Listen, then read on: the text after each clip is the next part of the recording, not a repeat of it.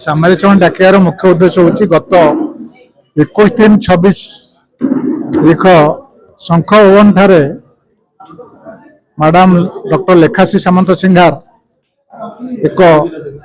आमर जो मुख्य प्रभात रंजन विश्वाल परिवार मुख्य आम संगठन मुख्य सारा राज्य सहरांचल ठारू ग्रामांचल पर्यंत पंचायत ठू आरंभ कर ब्लॉक पर्यंत एवं आमर सहरांचल पर्यंत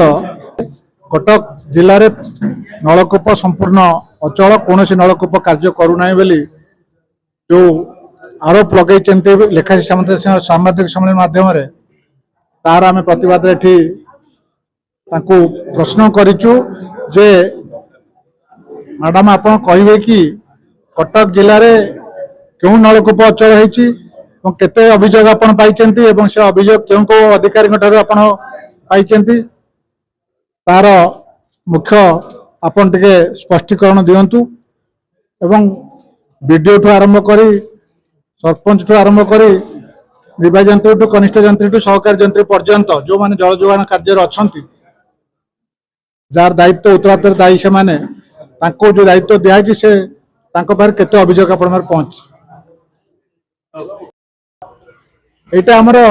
कर्मचारी मानकर कर्तव्य निष्ठा उपर एक आरोप आम कर्तव्य निष्ठा जेहेतु आरोप कर संघर मुख्य प्रति जो आरोप लगाई तार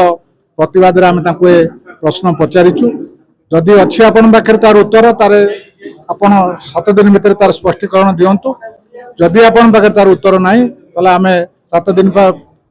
आपण 7 दिन भितर तार क्षमा प्रार्थना करंतु। लेखाश्री सामंत सिंघार जड़े अध्यापिका से जो भली मंतव्य देले डॉक्टर प्रभात रंजन विश्वाल विरुद्ध ताको टाणिकी कलाकार संघ विभिन्न संगठन जल जोगान कर्मचारी संगठन को आनिबा अनुचित।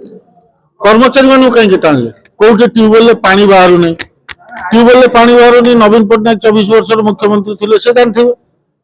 बर्तमान मोहन माझी मुख्यमंत्री अच्छा मंत्री अच्छी ऑफिसर अच्छी इंजीनियर अच्छी कोठी से कहीते को इंजीनियर मान को कही पानी बाहरुनी बोली से कथा भी मध्य स्पष्टीकरण रखा जदि लेखाश्री सामंत सिंघार जो भली भाव में आम अध्यक्ष विरुद्ध डॉक्टर प्रभात रंजन विरुद्ध जो मंतव्य देले सार्वजनीन कले यहाँ दुर्भाग्यजनक से विड्र करूँ नचेत 7 दिन भितर आम राज्य सरकार माननीय मुख्यमंत्री और विभागीय मंत्री कृष्णचंद्र महापात्र अनुमति क्रमे अनुमति नहीं लेखाश्री सामंत सिंघार बासभवन जल जोगान बंद कर